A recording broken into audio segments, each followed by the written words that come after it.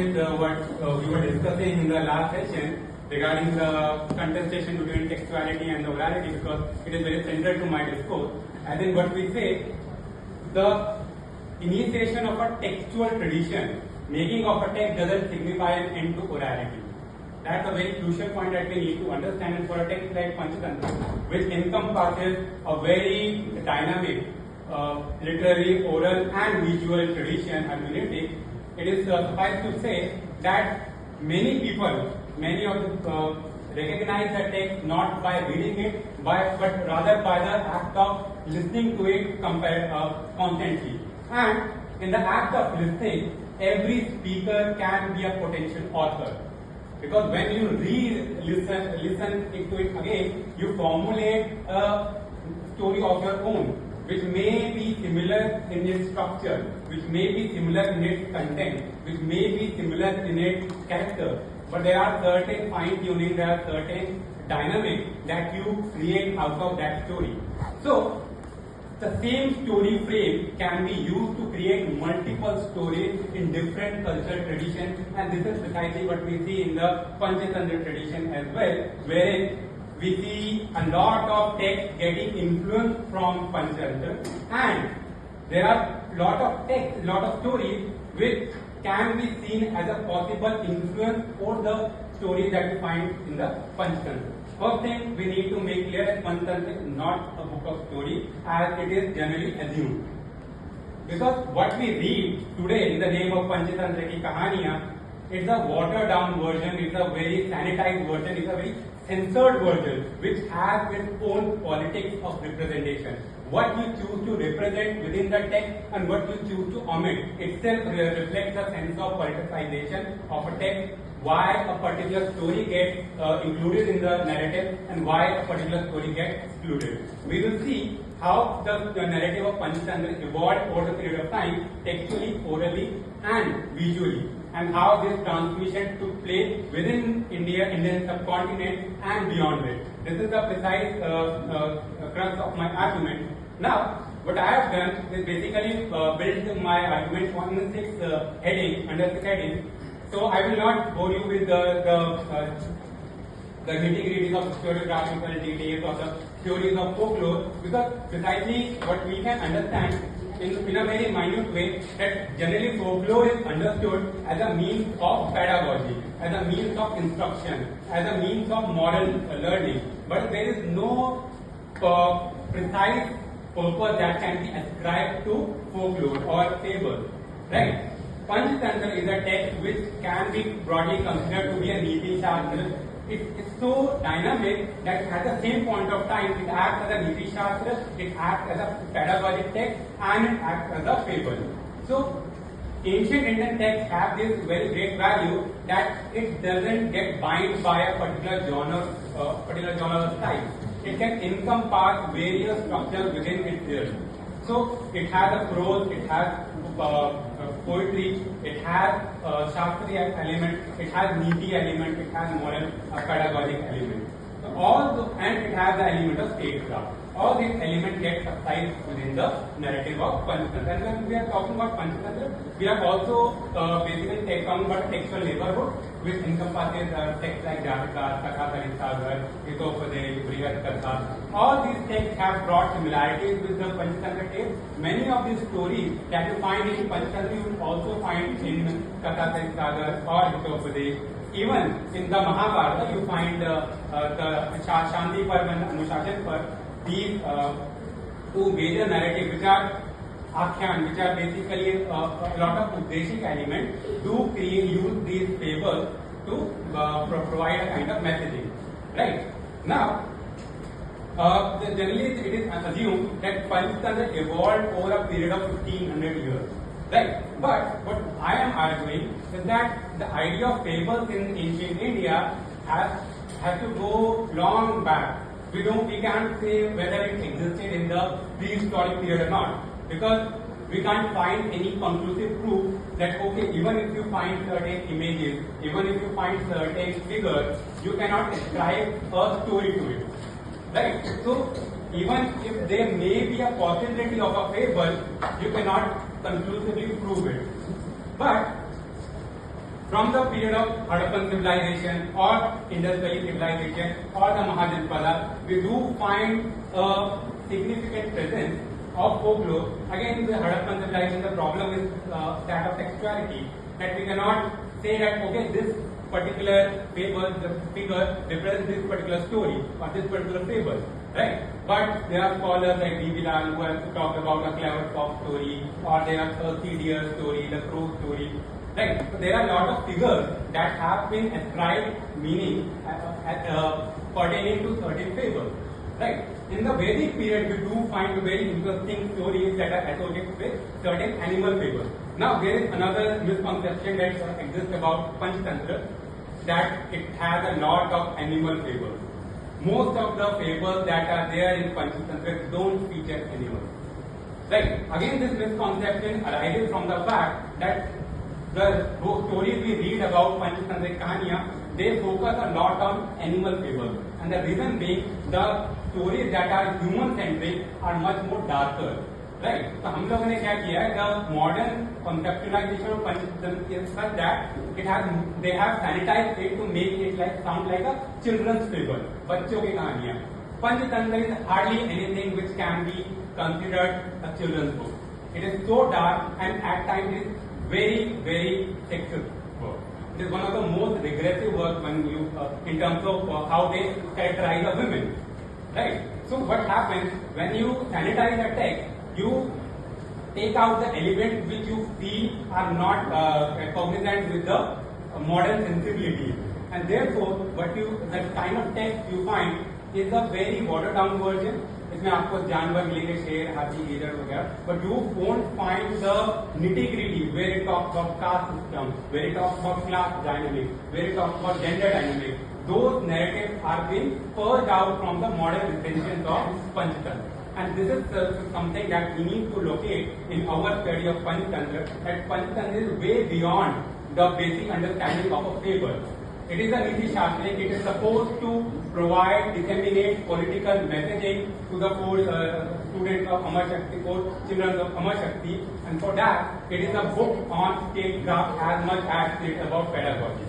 So, Panchatantra is generally said that it is divided into 5 strategies. That's why it's called Panchatantra. 5 strategies, right? And these 5 strategies are making friends, how to identify friends, how to not lose, or basically how foolishness of a person can lead to loss of previous gains, right? It also includes the strategies of not making foolish decisions, not making decisions that can harm you in the future, right? These are the kind of strategies that are ascribed in the Panchatantra.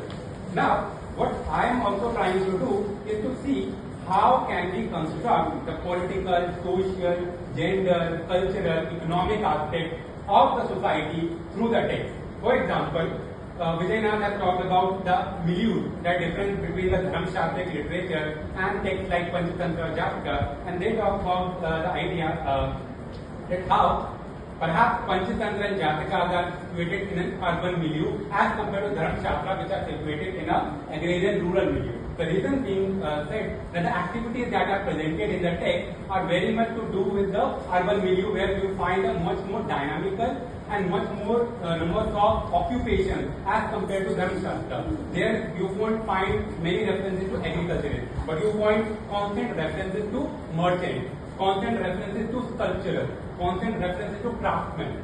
These are the kind of things that we generally associate with an urban space, right? And so basically, and also is a very significant presence of women workers in these texts, right? Which you don't generally find in the Brahmanical text, but Panchatantra in many ways doesn't convey the same idea as Brahmanical text, and in many points, Panchatantra actually criticizes the Brahmanical viewpoint. Right? The purpose of Panchatantra is to make them practical, make decisions which can be used in day-to-day life. And therefore, those ideas, those practices which are not in sync with practical wisdom are shunned. Right? So, there is a story about a lion and a jackal. So if there is a fight between a lion and a jackal, we generally will assume that lion will win, but in the end, the jackal will win because he has the cunningness. So here, more than the bravery, cunningness, and the basically practical wisdom to project themselves properly and to make decisions is valued. Right? So constantly there has been a preoccupation with the idea that one needs to be wise enough to identify the right people in order to make clever decisions. Right? This is a very major feature. When we talk about society, Panchatantra is a text that, as I said, is very, very anti-women. Precisely the reason we have to identify who are the people the text is addressing to. So the text mentions at the very beginning that the story, that the whole narrative is focused around the four sons of Amashakti, who are all made, who are basically made to, basically supposed to become better kings. Right? Now, for them, women are seen as a potential obstacle in their pursuit of knowledge. And therefore, the choices of abuses are given to women, and they have been presented as a person who are very promiscuous. The lines that are said about women is says that a woman likes it very much when their husband is not at home. A woman is a kind of person who loves one person, makes love to another one, eyes on third one, and takes money from the fourth one. So basically, the basic idea is to negate the agency of women so much so that they don't become a potential obstacle to the pursuit of political domination or political discourse that the princes are seeking. Right? Now, it uses religion in a very important sense that religion is not as sacrosanct in Panchatantra as we associate it in other religious texts. Here, they use religion for their personal gain. That's why we are talking about personal wisdom, that anything and everything, nothing is sacrosanct. Anything can be manipulated, anything can be made use of. Right? So there's a story which you won't find in the storybooks of Panchatantra. It's about a carpenter who wants to woo a princess. What he does, he takes form of Vishnu. He makes a vehicle out of his wood, and he presents himself as Vishnu and says that I am Vishnu and you need to serve me, or otherwise I will give you a curse. Right? So basically here God, like Vishnu, is being used as a potential manipulation technique to get their personal work done. Right? So Panchatantra is a text which is more practical and dynamic in nature as compared to the other text that we follow in this context.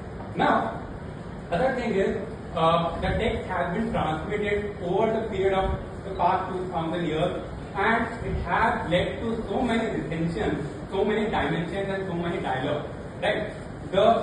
When we say that Panchatantra is ascribed to 2nd to 4th century, it doesn't mean that Panchatantra as a oral narrative ceased to exist. It very much transmitted from Indian subcontinent to both northwestern recension as well as southeastern recension. In the northwestern recension, we find the Pahlavi version, we find the Arabic version, and from the Arabic version, it got translated into the European languages in the 11th century. And from 11th till 17th century, Panchatantra was translated into all the kind of possible European languages, including Nordic languages, Slavic languages, Greek, English, Czech languages, all these between 11th to 17th century, and many of the prominent stories that we know, like the Arabian tales of Arab, they are very much influenced by the Panchatantra narrative, right? And interesting thing is that the European version of Panchatantra is not a translation of the Sanskrit version. It is a translation of the Arabic version. So what we see that there are multiple ways these translations take place. One, either you change the structure and keep the story the same. Either you change the characters and keep the story same. Either you change the story but the characters remain the same. So when we say that oral transmissions are basically dynamic, we actually mean that every speaker, everyone who listens to a story can make their own version of the story as long as the broader structure of the story remains the same. So even though we can identify, okay, this story has a lot of similarities with Panchatantra, the stories are not the same. They are similar, not same. And this is how oral difference. 5 minutes. Oh, see, so basically, this is the process through which this transmission takes place. And this transmission is not just oral or written; it is also visual. The lot of temple architecture that is influenced by Panchatantra. We find at least 128 temples in southern India as well as in Southeast Asia that are influenced by Panchatantra. The Panchatantra relics are found, the engravings of Panchatantra are found in the temple. And in Indonesian Javan tradition, there is a very strong transmission of the story through visuals, even though we didn't find any corresponding textual source. Okay. So the question arises, what could be the potential source of the transmission of this narrative?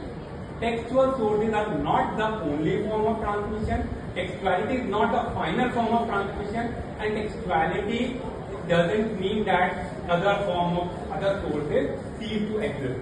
There are scholars like V. Patil who say that perhaps the visual tradition may predate the textual tradition, right?